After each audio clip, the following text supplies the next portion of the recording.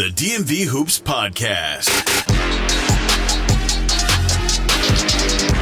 This is Jonathan Scribner, head girls basketball coach at St. John's College High School, and this is the DMV Hoops Podcast. Welcome to the DMV Hoops Podcast. As always, I'm Kurt Cross. We are live from the Capital Hoops Summer League right here at DeMatha in Hyattsville, Maryland on Madison. As you know, we bring you players, we bring you coaches, and this time he just got off, what was it, court one or court two, I don't remember, with a Summer League win. We have none other than Coach Brandon Howell of, well, we'll call him the Bengals, right? Yes, we'll sir. call him yes, the Bengals. Sir. That's what we'll call him, because you know the MPSSAA, they have their rules. Absolutely. Right? And while I didn't see him coach, he's here to witness his team do what they do, over in Montgomery County. Amen. Coach, the first thing I want to tell you is I need you to take it easy. I got you. Because that's a 29-point win. And what are you looking to see out of your Bengals this summer?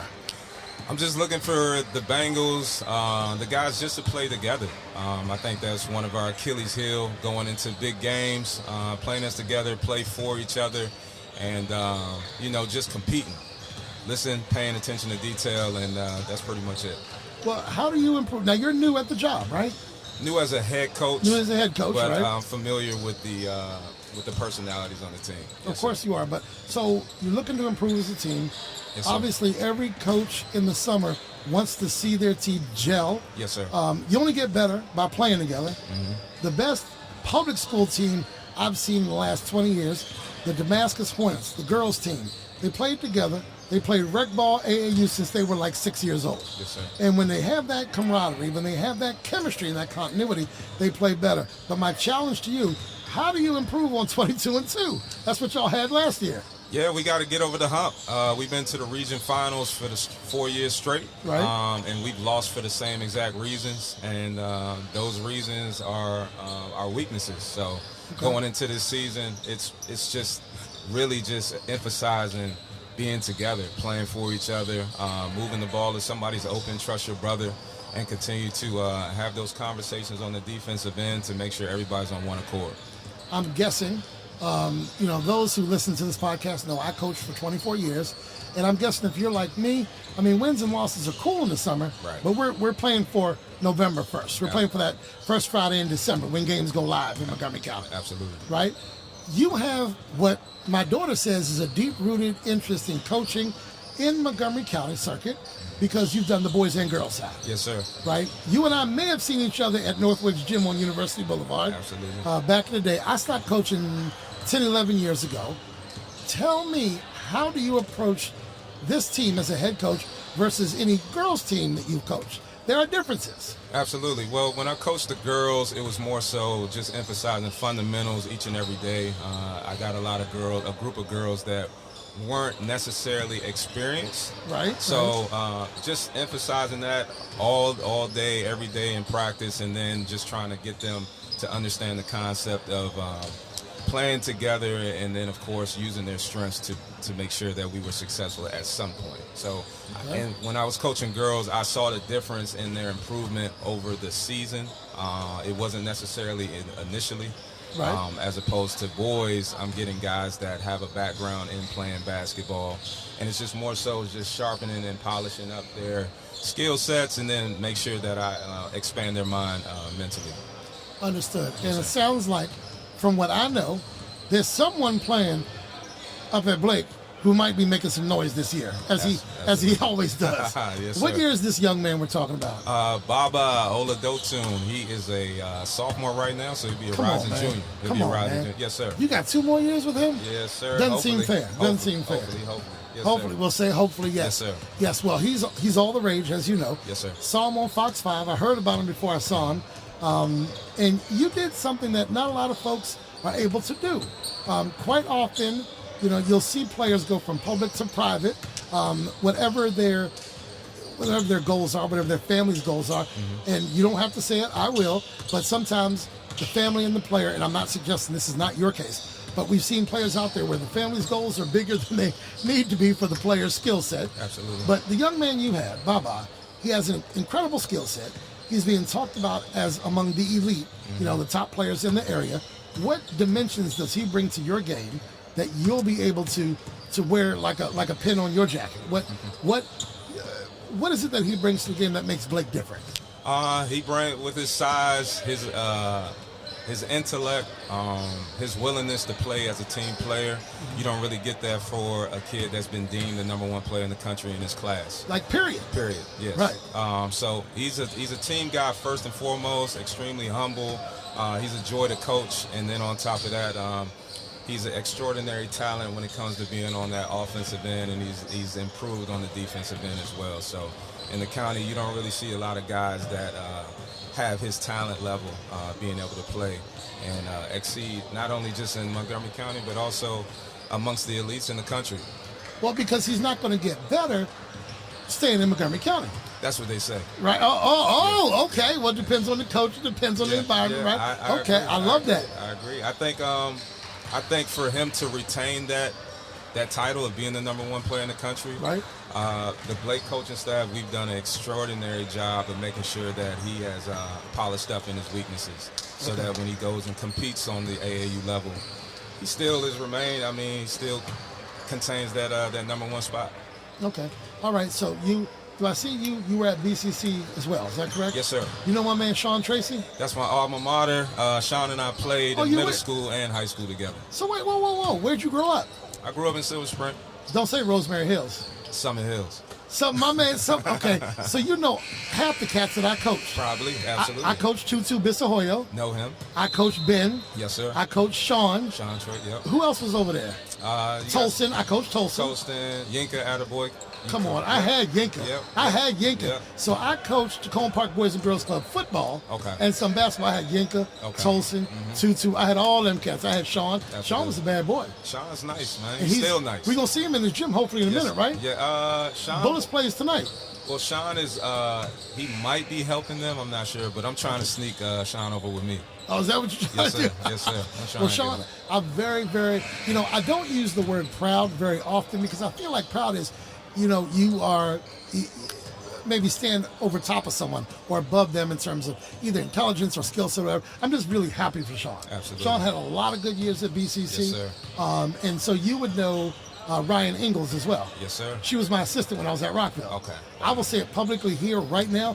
Rockville made a mistake making me the head coach and her the assistant. She was young, and they didn't believe she was ready. She's always been ready. She's ready. She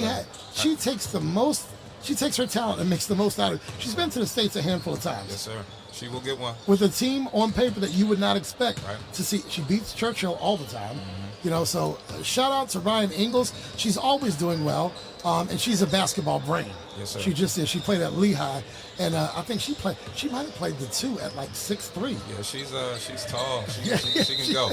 She can go. Yep. All right, so tell me this. What does the Montgomery County landscape look like? Blake is going to be a team to beat. Yes, sir. Springbrook had a good year last year. Right. Where's Richard Montgomery? I think they got Coop over there, right? Yeah, I think Richard Montgomery's up there as well. Very good team that's been coached by David Breslaw, so they're very good. You got to look out for Whitman as well. Always, right? With Chris Lunn, he does a heck of a job over there. Did that kid really make that shot? Was it 2 seasons ago? Yes, sir, he did.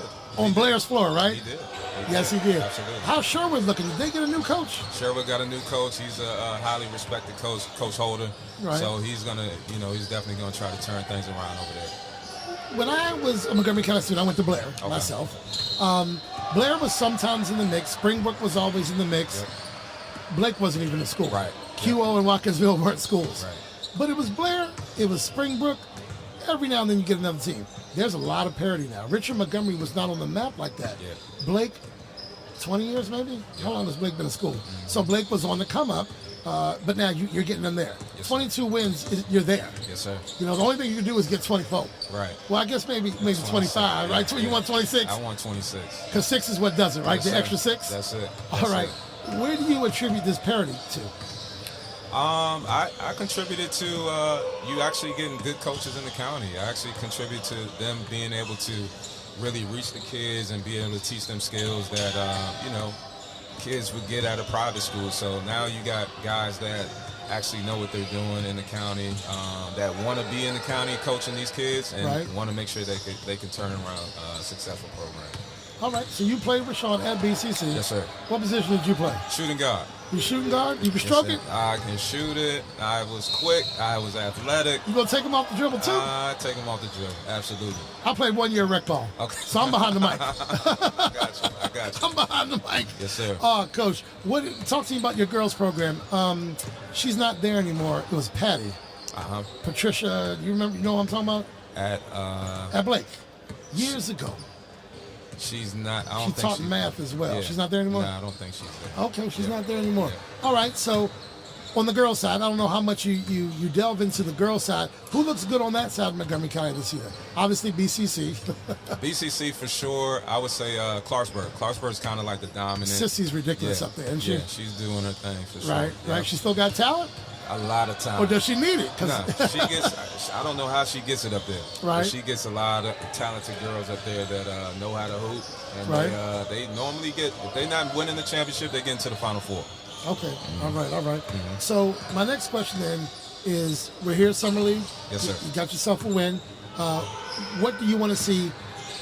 July 2nd or 3rd is the championship. When this Summer League season is over, where are you hoping your boys will be, your team will be? I'm hoping that we continue to play like we played tonight. Okay. That's a good sign. The thing about it is we didn't have all our guys. Right. So we were missing 3 starters. Okay.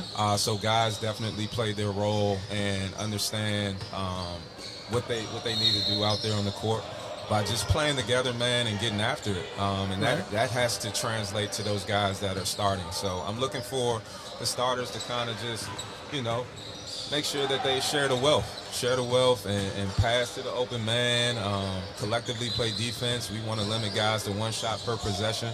It's challenging, but we got to get stops and got to make sure that we get out on the floor and just play the way that we want to play, and that's NASCAR. We want to play fast. All right. We want to get up and down. We want to make sure that everybody who's paying to come and see Blake play this year, we're going to give them a show. Is it the DNA? Is that you're going to play fast? That's it. That's it? Yes, on sir. the defensive side, am I going to see some dogs? You're going to see dogs. That's the only way you're going to be able to play for me. Right. Yes, sir. You know what? Not as much in years past, but now I'm hearing this from coaches. Mm-hmm. I mean, if you're not going to play defense, you're not going to be on my floor. Absolutely not. When I coach, there are 2 people who generally will start on my team. The fastest player will start on my team, and the best defender will start on my team. Yes, sir. Do you subscribe to that? If you get a player who's a dog on defense, as you can see, they're about to start games because it got quiet. Mm-hmm. If they're a dog on defense, but don't have a whole lot on the offensive side, are they going to see minutes on your floor? Absolutely. Guys that play defense, they add that element to, like, they can guard the best player. You don't necessarily have to have your best player guarding the other team's best player. They provide energy, and then also they know their role. They're not going out there to necessarily go out and shoot 12, 13 shots. Right. They're going to set his screens. They're going to box out. They're going to make it hard for the opposing superstar on the other team. Okay, I love to hear it. How can our listeners connect with you? Do you have your socials or what? Yes, sir. I have IG. It's Coach Howell. And then on Twitter, it's at Chew Hoops, CHEWHOOPZ. I think we might have you on our Instagram or Twitter or something because Absolutely. I've seen that before. Ladies and gentlemen, this is the DMV Hoops Podcast. We're live from Summer League, the Capital Hoops Summer League at DeMatha. Make sure you'll listen to this on iHeartRadio, Spotify, Apple Music, Amazon. This is the Blake coach, the Blake Bengals coach, Mr. Brandon Howell. Mr. Howell, Coach Howell, thank you for being here. We do wish you luck this season. Anything you want to leave our people with? I just want to tell Blake Nation to get ready. We want to pack that gym up the entire season, and we're going to have fun up there. We're going to have fun in is Silver Spring? You Yes, still going sir. to call it Silver Spring? It's Norwood Road. They call it the jungle. All right, you all the way up there. Yes, sir. I mean, you up by Ashton and all that stuff. Brand new school. You want to come in here getting 22 wins. All right, we'll see you next time. Thanks for listening. Coach Howell, thank you, sir. Yes, sir. Appreciate it. The DMV Hoops Podcast is hosted by Kirk Cross, featuring Adam Crain. Thanks for listening.